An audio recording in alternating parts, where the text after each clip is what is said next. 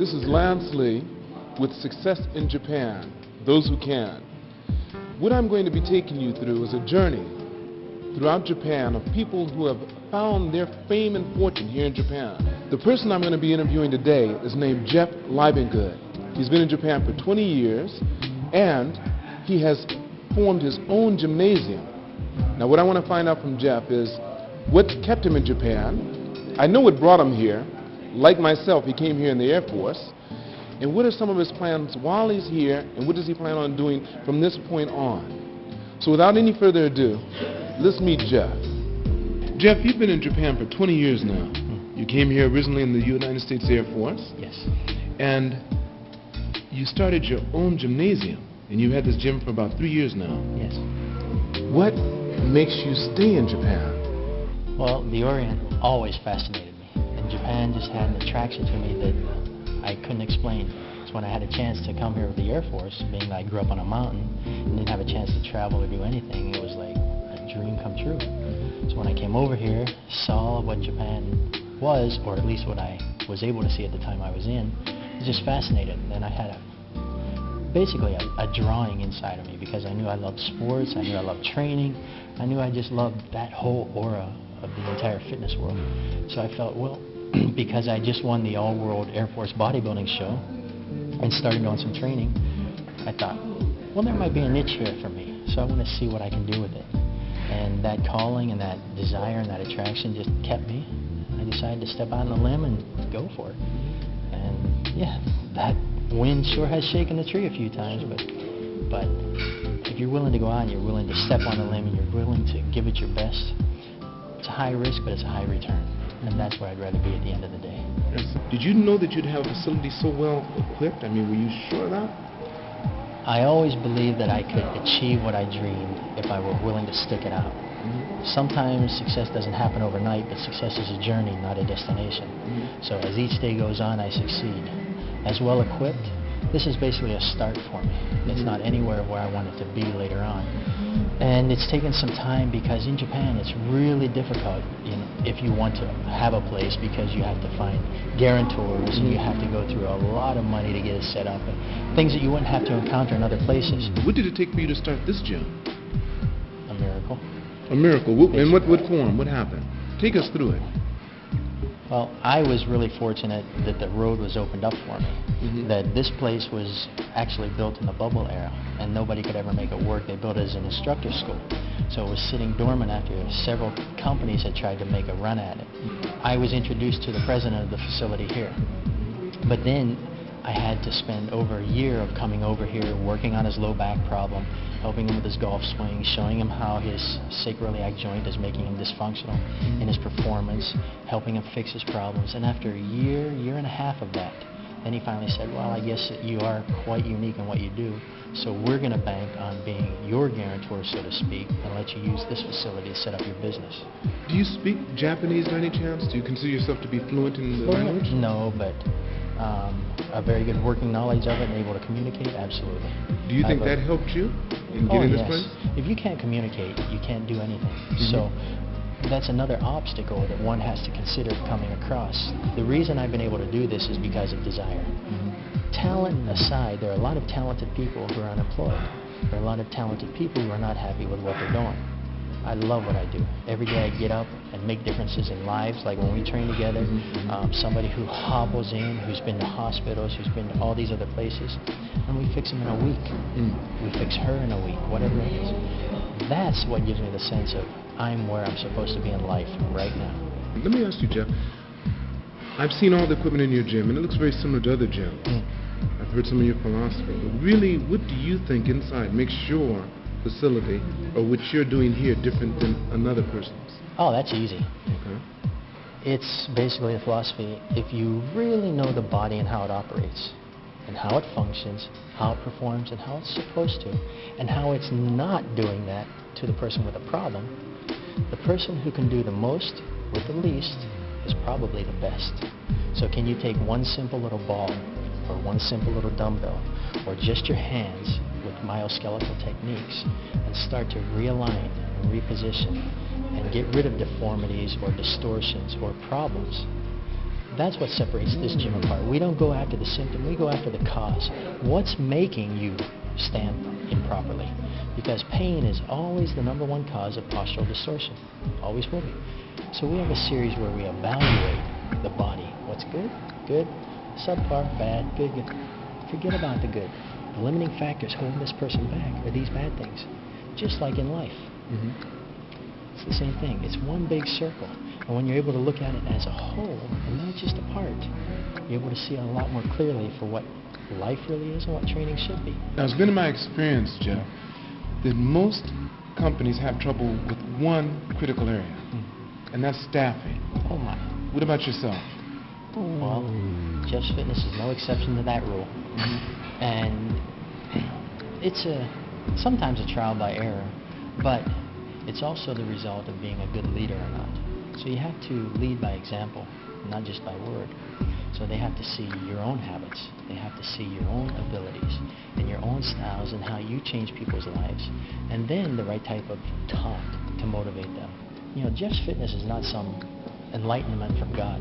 If you look at what we do, it's simple, fundamental principles of biomechanics, kinesiology, anatomy, and just all put together in a very clear and a common sense platform. One of my mentors, and just like a brother to me, I love him dearly, Marty Kuehnert. He has helped me through so many barriers over here. He's been a guide to me. He's been like an angel to me. And just recently, he has become the only foreigner to ever be selected as a general manager for a Japanese professional baseball team. Just let me tell you about Jeff Libengood. I've never met a personal trainer that can look at so many different body types, people with different needs, and almost instantaneously know what that person needs. That's a real talent. That's a God-given talent. To be able to look at somebody and work with them for just a few minutes and then all of a sudden know that I can push this guy this far and that's enough. But this guy has to be pushed 10 times harder and that's the right amount and so forth. You just got a great talent. So thank you. I've been honored to work out with you. I wish I had listened to more of your advice and I'd be in better shape. You've been here for 3 years. Where do you see yourself 3 years from now? And maybe even 5 years from now, where do you see yourself and your company? Here, I want to set up a facility that's just like this. It doesn't have to be big, it doesn't have to be huge, it has to be very practical and functional and solving problems. And if I can have that here and then open up in one in each major city in Tokyo, then I want to branch out through Asia. But the thrust is not hardware. As you see, the gym is really simple. It's what's up here that I want to share. So our thrust is education. How to train trainers to be excellent and to solve problems. That's where I'm going, because if you look at fitness now, it's taken a new turn. It's not about, do I have a 20-inch arm or a 300-pound bench press? It's, can I bend over for 3 minutes and brush my teeth without back pain? Can I bend up and pick up my children? Can I do my cleaning? Can I do whatever, but without pain or dysfunction? And if I'm an athlete, can I do it better without performance-enhancing drugs? That's the challenge. So that's where gyms are going. And if you look at what's happened to gyms lately with the sober age or the senior citizens, in the last 5 years, people over 60 have quadrupled their membership in fitness clubs. Why? They want to slow down aging. They want to turn back the clock a bit. And so people now are going in that route. Everybody, black, white, Asian, European, Indian, Hispanic, have the same 656 muscles, moving the same 206 bones through the same 7 primal movement patterns and all their accessories. Figure it out. Okay, here, here, here, here. This is what you need. That's what we do. So that's where we're going throughout Asia. Now, as you know, this series is called Success in Japan, Those Who Can. So I want to end with this question. Sure. What advice would you give to those people that might be in Japan, that want to come to Japan and accomplish their life dream, whatever it may be? What would be some of your suggestions to them on how they should go about doing that? Well, I think it doesn't have to be just Japan. Find out why it is that you want to come to Japan first. You can't do anything if you can't communicate, at least on a basic level. So you would have to have that communication skill or the basic language skill. Second, it's not about talent. It's about desire.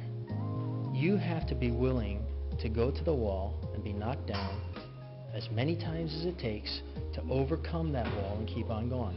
Like Colonel Sanders, like Matsushita, like all these people who've been to the wall. Nobody has ever been successful who's not failed along the way. even once or many times. That's part of the growing process. Failure and difficult challenges and times are to us like hot steel and cold water are. That cold water, once the hot steel is put in, it's tempered and it's hardened and it's made better. Coal has to be crushed to make a diamond. Gold has to be purified by fire. We're the same. So those challenges and adversities only serve to make an individual better. And one other thing that's so important is never quit. When I was first in the Air Force, I want to share this story with you. I grew up on a mountain, come from a family of 5. My dad made $800 a month, and often we had to go hunt supper. That's where I came from. So love and human relationships are absolutely the pinnacle of life for me. But when I was in the Air Force, it was the first time I'd been taken away from my family, and I missed them, and I was so homesick, and I wanted to quit. So I called home and I said, well, you know, this isn't what I wanted. This isn't what I thought it'd be, so I want to quit. I want to come home and all of that. Well, my mom said, well, you can't quit. It will set a trend for you, and you'll always remember this. And my pastor was there that day, and he said, you made a commitment that you need to honor. So even though it's tough, afterwards it becomes better through the trials and the tribulations of the fire. And then one day in the mail in boot camp, my mom had sent me this little poem and said, don't quit. And it said, when things go wrong, as they sometimes will, when the road you're trudging seems all uphill, when the funds are low and the debts are high and you want to smile but you have to sigh, when care is pressing you down a bit, rest if you must, but please don't quit. For success is queer with its twists and turns, as every one of us sometimes learn. For many a failure will have turned about, and he might have won had he stuck it out. So stick to the fight when you're hardest hit. It's when things seem worse that you must not quit. And you know, I recited that to memory, put it in my heart, and said, I know that I am able to bear anything that's brought to me. You know, because I grew up in church, so I believe that God always watches out for me. And I know that he always takes care of me. So he's given me a different mindset to switch. When things get hard, I know I can handle it. And I know it's supposed to be here for a purpose and a reason at this particular time to make me what I am to become. Don't quit. Don't succumb. Don't give in. And whatever you do, come by it honestly and ethically. Just keep on keeping on. And your dream will be your absolute reality. So as Jeff was saying, continue to reach for the stars. And remember, success in Japan is for those who can. This is Lance Lee saying thank you, and I will see you again next week.